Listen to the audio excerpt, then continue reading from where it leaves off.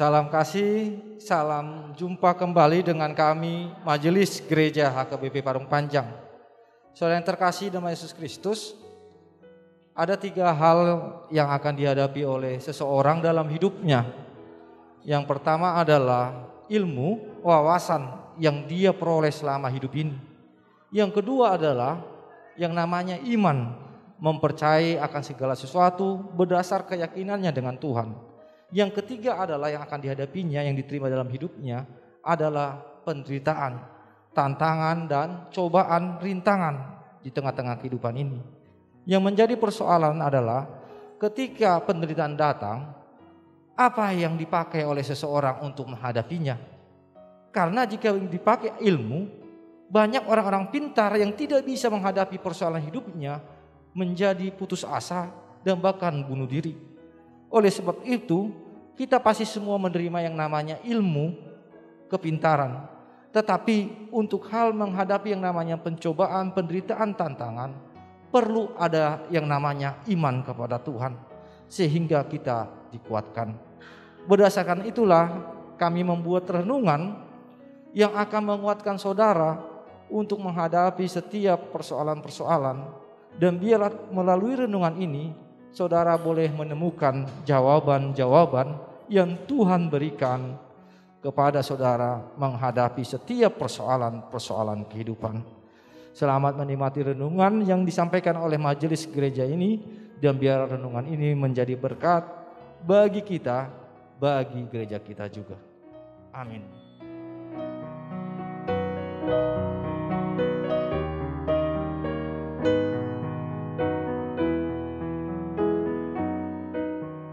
Selamat pagi, salam kasih, dan kita berjumpa kembali dalam kasih Tuhan yang luar biasa dengan memberikan pagi yang baru yang boleh kita jalani.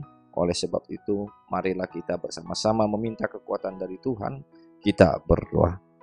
Terima kasih Tuhan atas hari yang baru yang Tuhan berikan kepada kami, dan kami Tuhan boleh mengawalinya dengan firman Tuhan yang menuntun kami, mengajari kami, agar kami memperoleh sukacita, terlebih kedamaian di tengah-tengah kehidupan kami. Terima kasih Tuhan, di dalam Kristus Yesus kami berdoa. Amin.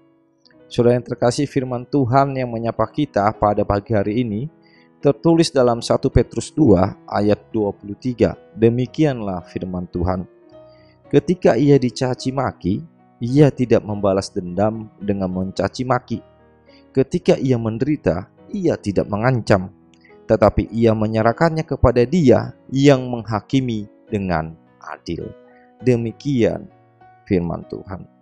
Saudara yang terkasih, jika kita disakiti oleh seseorang, pada umumnya kita pasti akan merespon dengan cara membalasnya.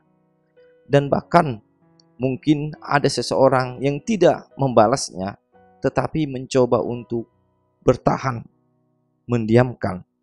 Tetapi kita ingat batasan-batasan ada dalam diri manusia, sehingga terciptalah sebuah kalimat yang mengatakan jangan sampai terjadi 3 kali. Itulah batasan-batasan ketika seseorang menyakiti, bahkan melakukan suatu hal yang buruk terhadap kita. Prinsip ini adalah hal yang wajar, yang prinsip yang diajarkan dunia, karena kita mengenal suatu prinsip yang sudah sangat terkenal, yang sering kita dengar, mata ganti mata, gigi ganti gigi, bahkan tangan ganti tangan. Yang artinya segala sesuatu yang kurang baik, yang terkena kepada kita atau yang disakiti oleh orang lain, kita berhak untuk membalasnya. Itulah prinsip dunia yang turun-temurun diajarkan di tengah-tengah kehidupan ini. Yang menarik dalam nas ini adalah bagaimana Yesus Kristus yang dituliskan oleh Petrus mengisahkan bagaimana peristiwa ketika Yesus disakiti, Dia sama sekali tidak membalas atau menyakiti. Bahkan ketika ia dicaci maki, ia tidak membalas dan bahkan hanya diam. Tetapi puncak dari segala sesuatu yang terjadi ketika kita mendengar bahwa perkataan Yesus luar biasa, mendoakannya kepada Allah Bapa, di mana ucapan itu sering kita dengar ketika peristiwa penyaliban. Bapa, ampunilah mereka sebab mereka tidak tahu apa yang mereka perbuat. Ucapan ini merupakan suatu hal yang luar biasa yang diajarkan oleh Yesus Kristus, sehingga dia mempraktekkan apa yang diajarkannya selama ini kepada para muridnya dan pengikutnya. Jika ada yang menampar pipimu kiri kanan, berikan pipi kirimu. Yang artinya proyek ataupun suatu hal pelajaran yang diberikan oleh Yesus telah mengalami puncaknya ketika dia di kayu salib. Oleh sebab itu, proses pengampunan inilah yang harus kita pelajari. Mungkin kalau ada suatu hal di dalam suatu mata kuliah, yaitu mata kuliah mengampuni, mungkin banyak kita yang akan terkena nilai F atau nilai E, karena kita tidak bisa mengampuni orang lain. Mungkin kita bisa juga mendapatkan nilai C. Kita bisa mengampuni orang lain, tapi belum tentu kita melupakannya. Tetapi pastilah kita bisa juga meraih nilai A, mengampuni sekaligus melupakan apa yang dilakukan oleh orang lain kepada kita. Dan inilah wujud yang diinginkan Tuhan Yesus di tengah-tengah kehidupan kita. Marilah kita mengampuni orang lain dengan setulus hati kita dan juga melupakannya di tengah-tengah hati dan pikiran kita. Amin. Kita berdoa. Terima kasih Tuhan atas firman Tuhan yang boleh menyapa kami, di mana kami boleh dapat belajar dan boleh dikuatkan agar kami mampu untuk mengampuni saudara-saudara kami yang menyakiti kami, bahkan melupakannya di tengah-tengah hati dan pikiran kami.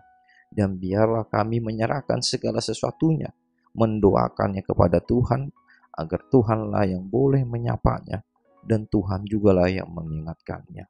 Mampukan kami untuk dapat melakukan firman Tuhan ini, agar kami Tuhan boleh memperoleh sukacita, kedamaian di tengah-tengah hati yang tersakiti. Terima kasih Tuhan, di dalam Kristus Yesus kami telah berdoa mengucap syukur kepadamu. Amin.